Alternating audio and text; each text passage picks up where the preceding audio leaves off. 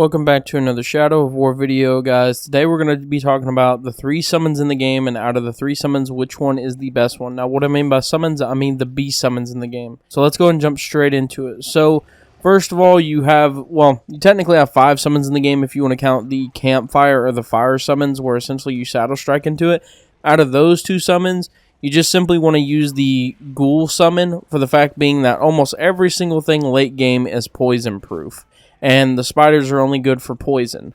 So that's literally it. There's not really a point to use them. If there's nothing that is like mortally wounded due to poison, just use the the ghouls when it comes to that. Let's go and jump back to the main 3. You have the caragor, the graug, and the drake. Now, the caragor you get very early on in the beginning of the game. The caragor is super useful due to traversing land, and I actually use it late game for a couple reasons. One, traversing land late game, it is super fun to do because of the fact being that it is one of the summons where when you use it on the ground and you ride it to use it for transportation, you can encounter betrayals, you can encounter ambushes. Like, there's multiple different things that can happen to you while you're riding from one point to another of the map.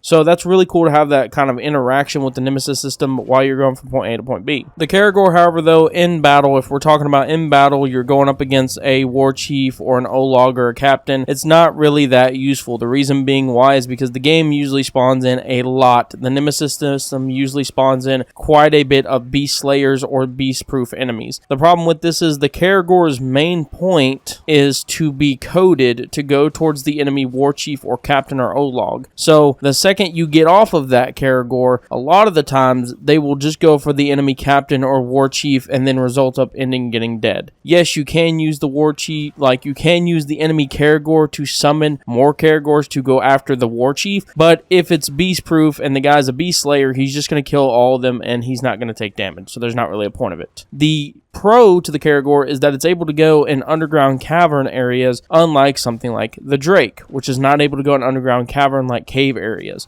So keep that in mind. Next one we go to is the graug. The graug is super useful in my opinion because the graug is useful in terms of area of effect damage and basically mainly crowd control. The graug is not actually programmed to go after the war chief and captain first. The graug within the game system is programmed to kill the grunts and any beasts or animals that could be around first, and then go to the war chief and the captain after that. Now, there is a couple positives to this. Even if you're going up against a beast slayer, captain or war chief, that means it has the survivability for the graug, meaning as long as if the guy is melee, for an example, and you keep that graug away from that guy, it has a chance of surviving, sitting here doing AoE damage, killing the grunts around it, and obviously the caragors and stuff like that. And then, on top of that, the graug can essentially do damage from a distance to the person. If the person is a beast slayer and is a bit of a way in distance, it can launch boulders towards the enemy war chief or the enemy olog and do damage to them. So the graug, and then of course you can ride on the graug, but that's not like insanely useful. We're talking about the summons that are useful in terms of you sitting here and just letting them do their thing while you're taking on enemy captains or war chiefs or ologs, etc., stuff like that. The graug can also go into caves just like the caragor. That's another plus as well. Going on to the third and final one, the drake. Believe it or not, the drake is the weakest summon out of these 3, and you would think it would be the most powerful, but it's actually not. The reason being for this is a lot of enemies late game are fireproof, number 1, and number 2, there is usually more spear throwers spawned later in game and crossbowmen that are spawned as well, and archers. So the drakes end up usually get taken out a lot. The big negative and big con as well is that you can't take the drake into a cave like you can the caragor or graugs. So the drake cannot go down into caves or tunnels or anything like that. The caragor and the graug can, and honestly the caragor and the graug, if you're going to be using to traverse the map, obviously the drake is the fastest to get point A to point B. However, the caragor and the graug